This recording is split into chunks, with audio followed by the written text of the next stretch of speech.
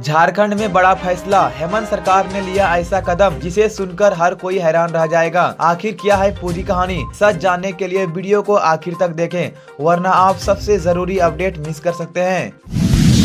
जब 12वीं की क्लास शुरू हो गई है तो जैक अब तक 11वीं की परीक्षा क्यों नहीं ले पाया। झारखंड एकेडमिक काउंसिल यानी जैक ने 8वीं, 9वीं, 10वीं और 12वीं की परीक्षाएं तो समय पर ले ली, लेकिन 11वीं की बोर्ड परीक्षा अभी तक नहीं हो पाई है। पूरे राज्य में करीब 3.5 लाख स्टूडेंट्स अभी भी इंतजार कर रही है कि कब एग्जाम की तारीख घोषित होगी। वहीं प्राइवेट स्कूलों में 12वीं की पढ़ाई शुरू भी हो चुकी है। अब सोचिए, जब बाकी बच्चे 12वीं की तैयारी में लग चुके हैं तो जैक बोर्ड के छात्र अब तक 11वीं की परीक्षा भी नहीं दे पाए हैं। टीचर का कहना है कि परीक्षा अब मई में हो सकती है, क्योंकि अभी मैट्रिक और इंटर की कॉपियां जांची जा रही है। लगभग 10,000 शिक्षक कॉपी जांचने में लगे हैं। जैक बोर्ड 11वीं की परीक्षा OMR सीट पर लेगा, जिसमें सभी सवाल MCQ होंगे। 33% अंक लाने पर ही छात्र पास माने जाएंगे, लेकिन सवाल ये है परीक्षा कब होगी। इस देरी से छात्रों को 12वीं की तैयारी का समय नहीं मिलेगा और बोर्ड परीक्षा का प्रेशर और बढ़ जाएगा। परेशान छात्र और माता पिता यही पूछ रहे हैं, जैक आखिर कब जागेगा। आप इस पर क्या सोचते हैं, हमें कमेंट में जरूर बताएं। PGT शिक्षकों को सरकार के फैसले से बड़ा झटका, अब विरोध में उतरेंगे सड़कों पर। झारखंड में PGT शिक्षकों का सरकार के खिलाफ गुस्सा अब खुलकर सामने आ गया है। राज्य सरकार के PGT और TET संवर्ग के पदों को मर्ज करने के फैसले का विरोध तेज हो गया है। झारखंड +2 शिक्षक संघ ने 15 अप्रैल से आंदोलन का ऐलान कर दिया है। संघ के अध्यक्ष योगेंद्र प्रसाद ठाकुर ने बताया कि सभी +2 शिक्षक, प्रयोगशाला सहायक और शिक्षेतर कर्मचारी काला रिबन लगाकर विरोध जताएंगे। साथ ही उपायुक्त और जिला शिक्षा पदाधिकारी को ज्ञापन भी सौंपेंगे। राज्य स्तर पर मुख्यमंत्री, शिक्षा मंत्री, मुख्य सचिव और राज्यपाल को भी ज्ञापन दिया जाएगा। संघ का कहना है कि सरकार के इस फैसले से शिक्षकों का नुकसान होगा। पूर्व के 291 +2 स्कूलों में PGT के 4039 पद होने चाहिए थे, मगर अब नियमावली के अनुसार सिर्फ 1009 पद ही दिखाए जा रहे हैं। इससे न सिर्फ पद रुकेगी, बल्कि वेतन वृद्धि में भी शिक्षकों को घाटा होगा। साथ ही भविष्य में PGT के ग्रेड पे को लेकर भी असमंजस की स्थिति बन गई है। संघ का कहना है कि आने वाले दिनों में आंदोलन और तेज किया जाएगा। अगर सरकार ने फैसला वापस नहीं लिया तो क्या सरकार को अपने फैसले पर दोबारा विचार करना चाहिए? कमेंट में अपनी राय जरूर बताएं।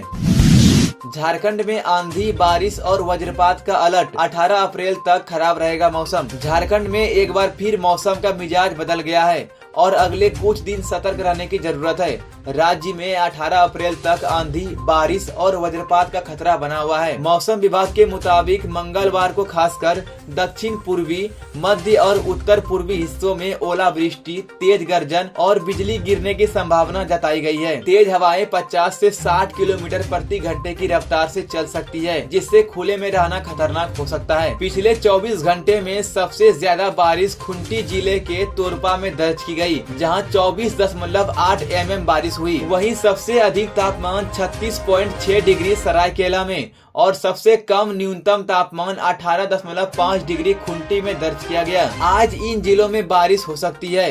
चतरा, कोडरमा, हजारीबाग, गढ़वा, लातेहार, लोहरदगा, गिरिडीह, देवघर, पाकुड़, दुमका, गोड्डा, साहेबगंज, जामताड़ा, धनबाद, बोकारो, रामगढ़, रांची, खुंटी, सरायकेला और पूर्वी सिंहभूम, इन इलाकों में तेज गर्जन और वज्रपात की भी संभावना है, इसलिए सावधानी बरतें। 18 अप्रैल के बाद मौसम में सुधार के आसार है और तापमान में 2 से 3 डिग्री की बढ़ोतरी हो सकती है।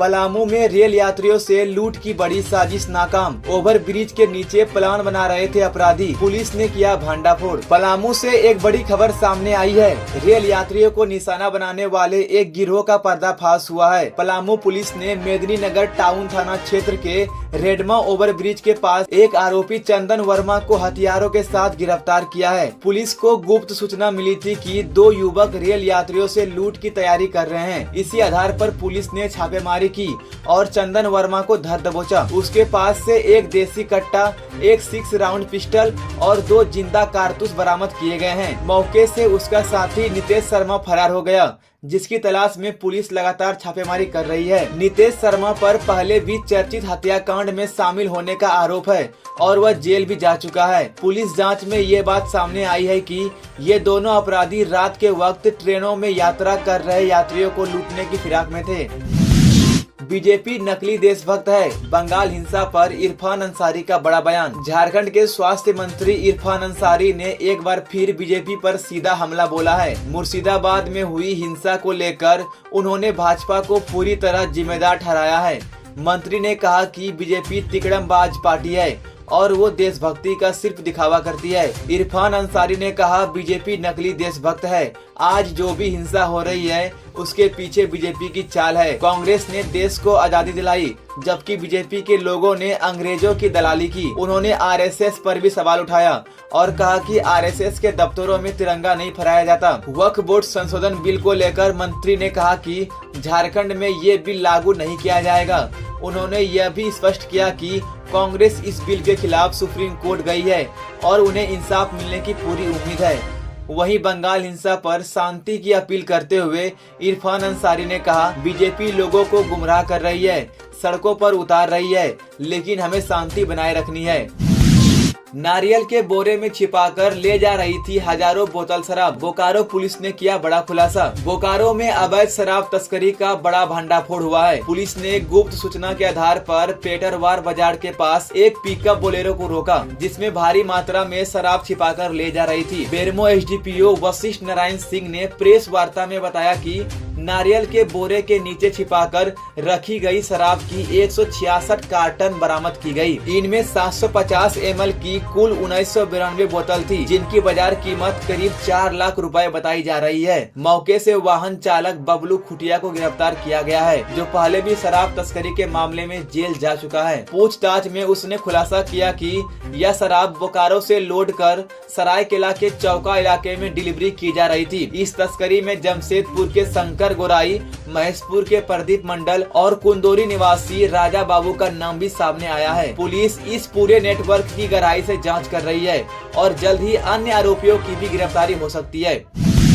अगर बारिश ने आपकी फसल बर्बाद कर दी है तो अब सरकार का मुआवजा आपके नुकसान को पूरा करेगा। राज्य भर में पिछले 2 दिनों से हो रही बारिश ने किसानों के लिए मुश्किलें खड़ी कर दी है, लेकिन अब राहत की खबर है। सरकार ने प्रधानमंत्री फसल बीमा योजना के तहत किसानों को मुआवजा देने की प्रक्रिया शुरू कर दी है। सिर्फ खेत में कट चुकी फसल ही नहीं, बल्कि खेत में रखी फसल भी यदि तूफान और बारिश से प्रभावित हुई है तो उसका भी मुआवजा मिलेगा। इसके लिए सरकार ने एक हेल्पलाइन नंबर 14447 जारी किया है, जिस पर किसान अपनी नुकसान की जानकारी और शिकायत दर्ज करा सकते हैं। ध्यान रखें कि शिकायत के लिए आपके पास आधार कार्ड और किसान पंजीकरण नंबर होना चाहिए। तो अगर आपकी फसल बर्बाद हो गई है तो फसल कटने के 14 दिन के भीतर इस नंबर पर कॉल करें और मुआवजा पाने की प्रक्रिया शुरू करें। इस योजना के तहत किसानों के 4570 हेक्टेयर जमीन पर बीमा किया गया है और जांच के बाद 2 योजनाओं से मुआवजा दिया जाएगा। इससे किसानों को अपनी फसल के नुकसान से उबरने में मदद मिलेगी।